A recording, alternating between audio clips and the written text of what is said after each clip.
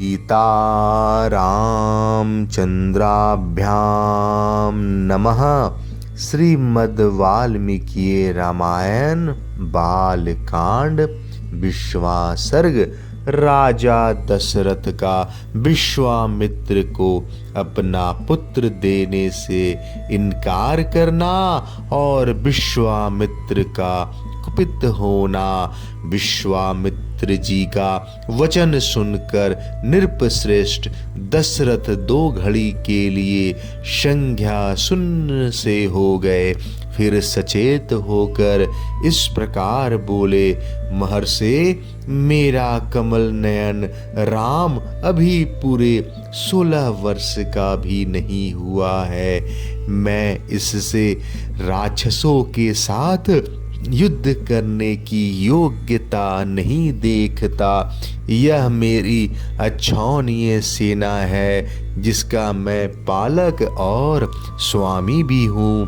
इस सेना के साथ मैं स्वयं ही चलकर उस निशाचरों के साथ युद्ध करूँगा। ये मेरे शूरवीर सैनिक जो अस्त्र विद्या में कुशल और पराक्रमी है, राक्षसों के साथ जूझने की योग्यता रखते हैं। अतः इन्हें ही ले जाइए। राम को ले जाना उचित नहीं होगा। मैं स्वयं ही हाथ में धनुष ले युद्ध के मुहाने पे रहकर आप के यज्ञ की रक्षा करूंगा और जब तक इस शरीर में प्राण रहेंगे तब तक निशाचरों के साथ लड़ता रहूंगा। मेरे द्वारा सुरक्षित होकर आपका नियमानुष्ठान बिना किसी विघ्न बाधा के पूर्ण होगा।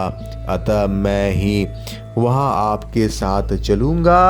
आप राम को न ले जाइए। मेरा राम अभी बालक है। इसने अभी तक युद्ध की विद्या ही नहीं सीखी है। यह दूसरे के बलाबल को नहीं जानता।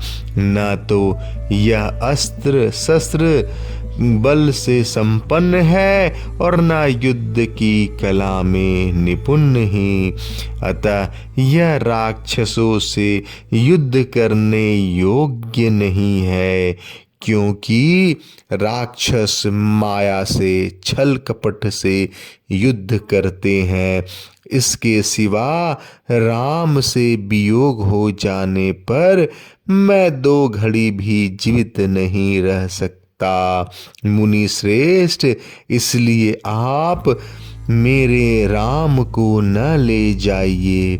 अथवा ब्राह्मण, यदि आपकी इच्छा राम को ही ले जाने की है हो तो चंद्रुंगनी सेना के साथ मैं भी चलता हूँ। मेरे साथ इसे ले चलिए। कुशीनंदन, मेरी अवस्था 60,000 वर्ष की हो गई है। इस बुढ़ापे में बड़ी कठिनाई से मुझे पुत्र की प्राप्ति हुई है। अतः आप राम को न ले जाइए। धर्म प्रधान राम मेरे चारों पुत्रों में ज्येष्ठ हैं, इसलिए उस पर मेरा प्रेम सबसे अधिक है। अतः आप राम को न ले जाइए। वे राक्षस कैसे पराक्रमी हैं, किसके पुत्र हैं और कौन है, उनका दिल डौल कैसा है। मुनीश्वर, उनकी रक्षा कौन करते हैं। राम उन राक्षसों का सामना कैसे कर सकता है।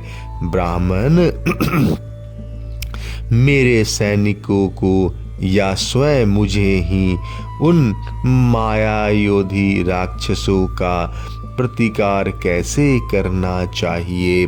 भगवान, ये सारी बातें आप मुझे बताइए। उन दुष्टों के साथ युद्ध में मुझे कैसे खड़ा होना चाहिए, क्योंकि राक्षस बड़े बलाभिमानी होते हैं।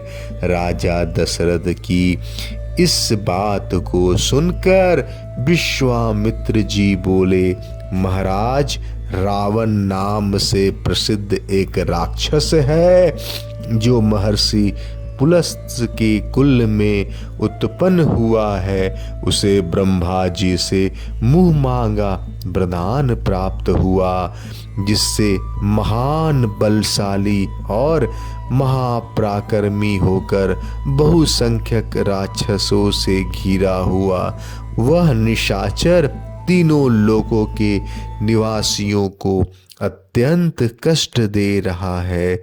सुना जाता है कि राक्षस राज रावण विश्रवा मुनि का औरस पुत्र और साक्षात कुबेर का भाई है। वह महाबली निशाचर इच्छा रहते हुए भी स्वयं आकर यज्ञ में विघ्न नहीं डालता, अपने लिए इसे तुच्छ कार्य समझता है। इसलिए उसी की प्रेरणा से दो महान बलवान राक्षस मारीच और सुबाहु यज्ञों में विघ्न डाला करते हैं। विश्वामित्र मुनि के ऐसे कहने पर राजा दशरथ उनसे इस प्रकार बोले, मुनिवर, मैं उस दुरात्मा रावण के सामने युद्ध में नहीं ठहर सकता।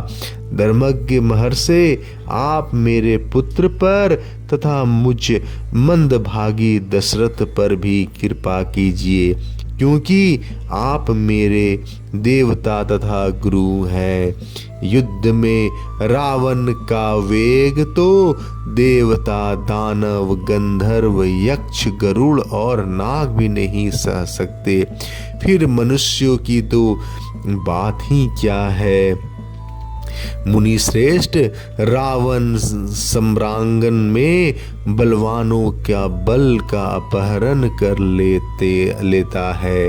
अतः मैं अपनी सेना और पुत्रों के साथ रहकर भी उससे तथा उसके सैनिकों से युद्ध करने में असमर्थ हूँ।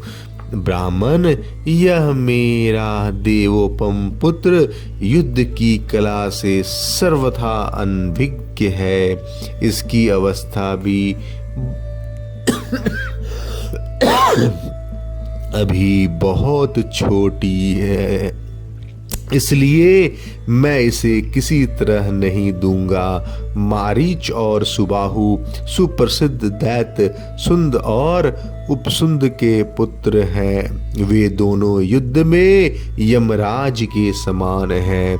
यदि वे ही आपके यज्ञ में विघ्न डालने वाले हैं तो मैं उनका सामना करने के लिए अपने पुत्र को नहीं दूंगा, क्योंकि वे दोनों प्रबल पराक्रमी और युद्ध विषयक उत्तम शिक्षा से उत्पन्न है। मैं उन दोनों में से किसी एक के साथ युद्ध करने के लिए अपने सुहृदों के साथ चलूंगा, अन्यथा यदि आप मुझे न ले जाना चाहें तो मैं भाई बंधुओं सहित आपसे अनुनय विनय करूंगा कि आप राम को छोड़ दें। राजा दशरथ के ऐसे वचन सुनकर विप्रवर कुशिक नंदन विश्वामित्र के मन में महान क्रोध का आवेश हो आया। जैसे यज्ञशाला में अग्नि को भली भांति आहुति देकर घी की धारा से अभिषिक्त कर दिया जाए और वह प्रज्वलित हो उठे, उसी तरह अग्नि तुल्य तेजस्वी ब्रह्मर्षि विश्वामित्र भी क्रोध से जल उठे। विश्वासर्ग समाप्त। जय श्री राम।